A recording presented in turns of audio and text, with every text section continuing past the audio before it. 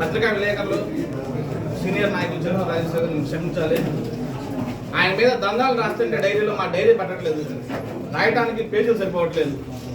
ఇవన్నీ కూడా రాష్ట్ర అధ్యక్షుడు దృష్టిలో తీసుకెళ్దాం. ఇక్కడ వద్దు అంటే మీ మాటని నేను కొద్దిగా ఉల్లంఘిస్తున్నాను సార్, క్షమించండి. ఒకటి ఒక పనికి మాలిన సన్యాసిని నమ్మి మేము ఎన్నో హోప్స్ పెట్టుకొని అభివృద్ధి చేద్దామని చెప్పేసి తిరుగు నగర పంచాయతీలో మేము వస్తే అప్పటికి ఇతను 420 అని తెలుసు కూడా గౌరవ పార్లమెంట్ సభ్యులు కేసీఆర్ చిన్ని గారి ద్వారా నేను పార్టీలోకి వచ్చాను, తెలుగుదేశం పార్టీ అభివృద్ధిని చూసి. కానీ ఇతను ఎంత పనికి మాలిన సన్యాసి అంటే చెప్పిన ఏ మాట కూడా ఎప్పుడు కూడా ఒక్క మాట కూడా నెరవేర్చలేదు. ఒక ఎస్ఐ గారి మీద అభియోగం వేస్తాడు, వైన్ షాపులు ఇక్కడ వద్దు అని చెప్పేసి వాటి మీద నేను రాజీనామాకు సిద్ధం అంటాడు, లేదంటే నిరాహార దీక్ష చేస్తా అంటాడు. ఏ మాట కూడా ఎప్పుడు కూడా నెరవేర్చుకోలేదు. ఆయన చేసిన ఒక్కొక్క దందాలు కూడా మీరు చూశారు, ఇంతకుముందు మీరు మీ యొక్క వార్తల్లో పెట్టారు. ముందుగా వైసీపీ ఎంపీపీ గోపాలపురం ఎంపీపీ మీద ఆ గ్రావెల్ దందా, ఆ బిల్డింగ్ కూల్చుతా అని చెప్పేసి ప్రొక్లైన్ తీసుకెళ్లారు. 600 కోట్ల రూపాయలు డీల్ కుదుర్చుకున్నాడు. మళ్ళీ ఇక్కడ తిరువురు మున్సిపాలిటీలో 25 లక్షలు పెట్టి డ్రైనేజ్ తీపిస్తా అని చెప్పేసి మళ్ళీ ఆ డ్రైనేజ్ తీపిచ్చిన తర్వాత ఆ రోడ్డుని ఎక్స్టెండ్ చేస్తా అని చెప్పేసి మాయ మాటలు చెప్పి ప్రజలను మోసం చేశాడు.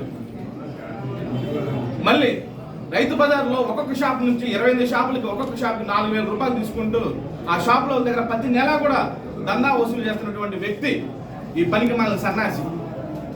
ఇంకా మాకు 25 లక్షల రూపాయలు నిధులని గౌరవ మినిస్టర్ గారు పొంగూరు నారాయణ గారు మాకు ఇస్తే 2,50,00,000 రూపాయలు ఇస్తే ఆ వర్క్ ఇప్పటి వరకు ఒకే వ్యక్తి చేత అతని కన్సర్న్లో ఉండేటువంటి కాంట్రాక్టర్ చేత అన్ని టెండర్లు వేయించి కమిషనర్లని కాంట్రాక్టర్లు అందరినీ మోసం చేసిన వ్యక్తి ఈ పనికి మాలిన సన్యాసి. ఇప్పటికి 2 నెలలు అయింది, టెండర్లు అయిపోయినాయి, మళ్ళీ రీటెండర్లు వేయించారు. రీటెండర్లు అయినా సరే ఇంతవరకు పనులు జరగకుండా మొన్న అత్యవసరంగా సమావేశం పెట్టాడు. ఈ అభివృద్ధి చేయడం అనేది ముందు ఇతనికి ఇష్టం లేదు. ముందు మీరు కౌన్సిలర్లకి వైసీపీ కౌన్సిలర్లు ఫోన్లు చేయడం మానుకోండి. ఫస్ట్ మేము వైసీపీ నుంచి మేము వచ్చాం, మీరు ఇంకా రాలేదు, మీరు ఆయన వాళ్ళ దగ్గరే ఉన్నారు. ఇంకా మీరు ముందు వాళ్ళకి ఫోన్లు చేయడం ఆపండి. నా కళ్ళెదురు ఫోన్ చేశారు మీరు. సుపరిపాలన అని చెప్పి నా వాటిలోకి వచ్చేసి 20 సెంట్ల భూమి, దేవుడు మాన్యం భూమి కావాలని చెప్పి నన్ను అడిగిన వ్యక్తి ఆయన మహానుభావుడు. సుపరిపాలన అని చెప్పేసి నాతో చాటింగ్ చేసిన ఆ వీడియోలు కూడా నా దగ్గర ఉన్నాయి. 20 సెంట్ల భూమి, దేవుడు మాన్యం భూమి నాకు కావాలని చెప్పేసి అడిగిన మహానుభావుడు ఆయన.